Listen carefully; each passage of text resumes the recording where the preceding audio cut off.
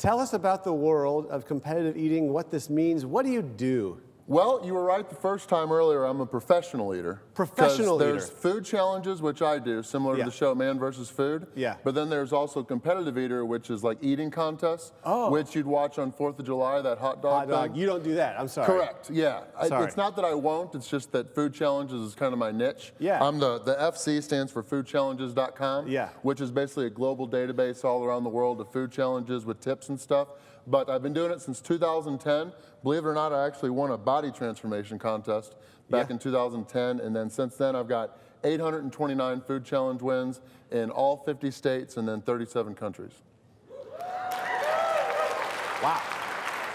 So that is, a food challenge is like a restaurant says, you can't eat this tenderloin in 30 minutes. Is that sort of thing? Yes, correct. Okay. Yeah, and if you finish, usually the typical prize is I'll get the meal-free, a sweet T-shirt that I always refer to it as, and then I'll have like my name and photo on the Wall of Fame. Yeah, and but you make a living at this. Yes, yeah, everything has been really great. You can't make a living with pictures and T-shirts, but because YouTube, you can make a career out of it, right? Yeah, we're alive at a perfect time for all that. I started back in 2010, actually, kind of by accident. My 10-year anniversary is coming up in March, so I'm going to be taking everybody that was involved out for dinner. But it's been a long journey, so. What's the hardest one? Do you have one that? I've done like 3 or 4 challenges that were around 9 to 9.5 pounds. So when it gets to that point, it's crazy. And it actually, how much you can eat for most people, or at least in this world, it depends on the size of your stomach. Yeah. So right now I'm on a 12-week break to lose some weight to get ready for more touring. But pretty much the more stomach fat you have right there, the harder it is. It restricts your stomach organs from being able to relax and fit more in it. There's a real science to it. Oh yeah, yeah. No, there's a lot to it. Yeah, and so then, but you post a lot of videos, more than just going to these challenges. You're able to do it really consistently, right? Oh yeah, yeah. We film all of our stuff way in advance. I have 2 full-time editors. I hate editing. Yeah. I would rather paint than edit. Yep. And they pretty much, I do all the posting. Yeah. So with the internet, you can post anywhere. So even if I'm in Asia, no matter where I'm at, my editors just send me the footage and I can post it.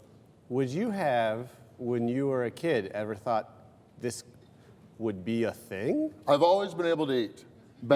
I actually lost 40 pounds in 5th grade. I used to be 205 pounds. Yeah. And I lost all that weight through Weight Watchers. My mom used to count my points. But then I started with football. I used to play soccer. But then once I got to high school, I knew how much running was involved. So I switched over to football. And you wanted to gain weight? Yes, yeah. From my junior to senior season, I gained about 100 pounds.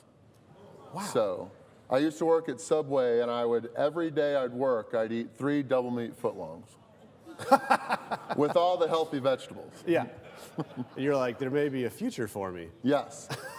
So, actually, one of my biggest regrets is there was a restaurant back in the day when I was first here for college that did a 15-egg omelet. Yeah. And then I didn't know anything about food challenges then. So my buddies used to always tell me I should try it. Yeah. But then once I actually started into food challenges, the restaurant was closed. Yeah. So that's like my one biggest disappointment.